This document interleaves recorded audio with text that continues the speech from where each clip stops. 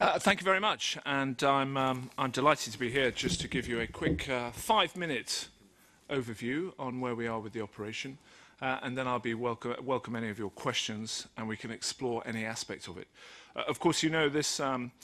Today I'm here to brief the EUMC, and tomorrow there is a conference being hosted by the Spanish presidency that will look at how the EU, whether that's the Commission or the Council, approaches Somalia and piracy in a comprehensive manner. So the next 48 hours are quite useful and important in furthering our understanding of the piracy issue of Somalia. So just by way of background, to sow the seeds, this slide here just reminds us what has occurred over the last 5 years off the coast of Somalia. You can see that in the middle part of 2005-06, there were small pockets of piracy in the Gulf of Aden and off the east coast of Somalia. But over the last 2 years in particular, there has been a real growth in terms of expanding of the area that the pirates have been operating in as they become more adventurous, more fearless, and more determined to strike merchant ships into the central Indian Ocean. And in recent months, we have seen attacks 1,400 miles off Africa, 250 miles off India.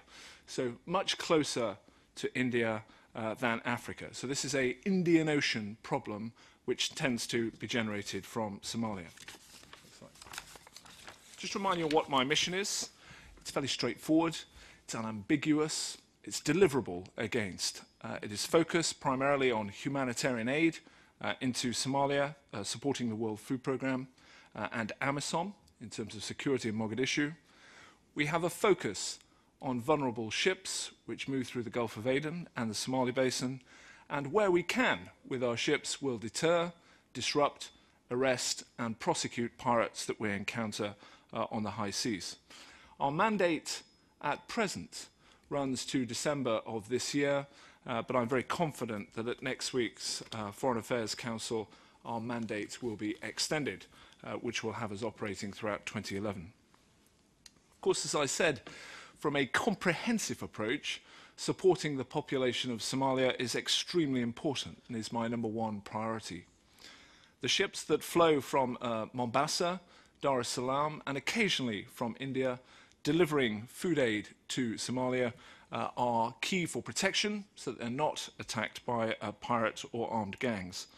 And the EU, over the last 16 months or so, has escorted 73 World Food Programme ships delivering 400,000 tons of food to that country. And that aid allows an element of stability in the population to be delivered despite the efforts of Al-Shabaab in southern Somalia to close down the World Food Programme offices. What that has meant is that our escorts from Mombasa are now much longer as the World Food Programme use the northern ports, and it buys up about 1/3 of my forces at any one time to provide this essential level of security. But we'll do it, it's required, it's very important to the European Union, and we'll ensure that aid is delivered safely. Likewise, our prime customer, I suppose, to use modern management speak, is the merchant community. And our security centre, which we have developed in Northwood for the Horn of Africa, is now the premier portal for the merchant community to discuss business with military, whether that's EU or we pass on information to NATO and the coalition forces. And it is extremely successful in ensuring that the ships that transit through the Gulf of Aden and the Indian Ocean are aware of the risk, can register with me, they know where our ships are, we can keep them updated on activity in the Indian Ocean. And I think this has been a key driver in delivering strong levels of stability in the Gulf of Aden, which I'll come to shortly. This slide, which is slightly light, but hopefully you can make out the dots, shows what's happened in the Indian Ocean over the last 2.5, 3 months. During that period, we have seen piracy on an industrial scale. It's certainly in the Somali Basin. And we in the European Union, alongside NATO and the coalition forces, as well as Kenya and the Seychelles and the Maldives, have disrupted, dismantled, broken up over 70 pirate action groups who had put to sea from the eastern coast of Somalia with the intent of attacking ships. We have processed nearly 500 suspected pirates and ensured that the majority of those groups were broken up before they were able to attack any merchant ships. So despite that huge rise in the amount of pirates at sea, despite that huge rise, sadly, we still have today around 17 ships held hostage by pirates, with just under 400 mariners at anchor waiting for ransom negotiations to conclude. Next slide. I mentioned the Gulf of Aden. This is the transit through which 30,000 ships a year move. 35% of Europe's energy supplies come from this part of the world. And you can see in late 2008, it was a hugely volatile region with a large number of ships seized after a large number of attacks. And that galvanized the EU, amongst others, to deploy their forces. I'd like to think that from Easter, spring of last year, when the European Union established, NATO returned to the fray, we worked with the coalition forces, industry was much more diligent at adopting safety procedures. We have a much more coordinated approach between the military and the merchant, that the level of attacks has gone down quite significantly from a state of around 15 per month at the end of 2008, early 2009, to around 4 or 5 a month today. And only 3 ships which have followed the correct transit corridor through the Gulf of Aden have been seized by pirates over the last year. It is 3 too many. There is no room for complacency, and recent attacks in the bottom of the Bab al-Mandeb do prove that the pirates are still agile and adapting their tactics. But in terms of security, the vast majority, over 29,900, have got through safely. This is the corridor picture.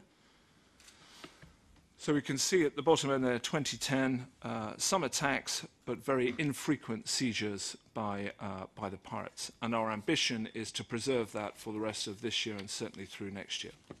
The Somali Basin, next slide, is a different kettle of fish.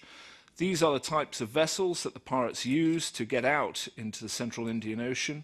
You can see seized Indian dhows with attack skiffs embarked, merchant ships with attack skiffs covered up, large dhows towing their vessels behind them. And these are the sorts of motherships that we have been breaking up in significant numbers in the Indian Ocean. Next slide. And those green columns you can see at the bottom on the 2010 slide allude to the number of action groups broken. But nevertheless, the ships, the red column, are still sadly being taken. And that includes 3 Taiwanese fishing vessels just 250 miles off the coast of India. The final point to lodge here is that in 2009, we were essentially reactive to the operations in the Indian Ocean. In 2010, we have a much better force flow on maritime patrol aircraft. We have coordinated our efforts with NATO and with CMF and the regional countries. We have engaged with industry in a much more forthright manner.